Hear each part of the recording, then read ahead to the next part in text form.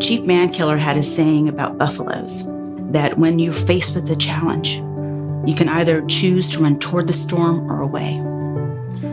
Run toward the storm. I do that. The rewards are so many and great if you can achieve one step at a time and you knock down barriers. Because every time you do that, you're not only telling yourself and building self-confidence, but you're also providing an example for people that follow you.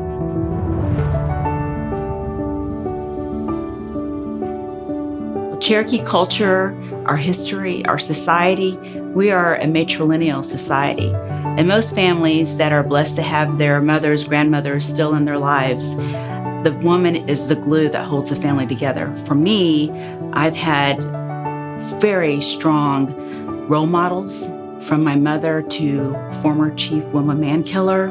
I've been able to draw on their strengths, draw on their example to guide me in my life. Wilma was wonderful. I was a summer youth intern for her when I was in college. She taught me work ethic. She also taught me to treat everyone with dignity and respect.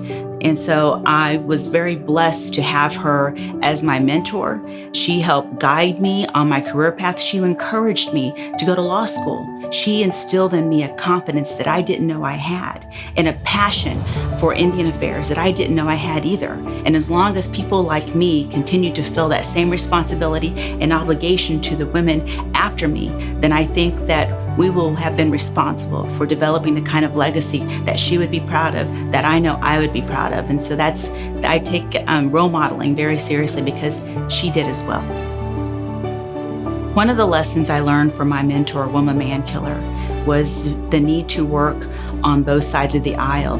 So when I went to DC, I became the first ever senior advisor to the House Congressional Native American Caucus. It is a bipartisan caucus filled with Republican and Democrats. When I started on the Hill so many years ago, working for the caucus, it had only about 15 members. By the time I left working for the House of Representatives, we had over 120 members of the Congressional Native American Caucus. And working together on the Republican and Democratic side, we were able to defeat every anti-Indian proposal, as well as advance legislation that greatly impacted Indian communities, as well as funding bills to fund tribes as well.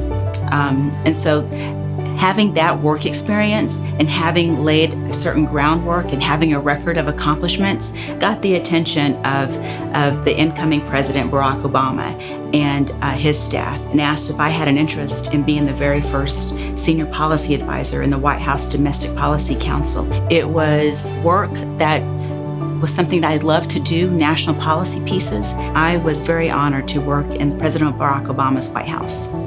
Pursuant to Article 6, Section 12 of the Constitution of the Cherokee Nation, and in order to fulfill the right to a delegate to the House of Representatives of the United States, I have selected my friend, our Executive Director of Government Relations, as Cherokee Nation's first delegate to the United States Congress. Let's welcome Kim Teehee. It was a great honor for Chief Hoskin to nominate me to be Cherokee Nation's first delegate to Congress. That is a treaty right in our 1835 treaty, our removal treaty. Delegates in Congress are like U.S. territory delegates.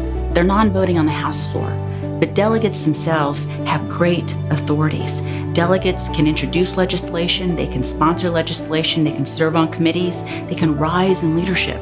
And so it would be another way to have a seat at the table, not only for Cherokee Nation, because I know the constituent would be Cherokee Nation, the government, but it would also be a way to have an additional voice for all of Indian country. So I was in Washington, D.C. for nearly 20 years. Chief Baker, former chief of the Cherokee Nation, invited me to come home. And he had a government relations department at the Cherokee Nation, as well as the businesses side. And so we look after our federal interests, and that requires ongoing, sustainable engagement at the highest level of government, whether it's Congress or in the administration, including the White House. My drive is rooted in my family and in my culture and in my strong sense of community. The thing that burns in me is the notion that I can't do something. I know that I didn't get here alone.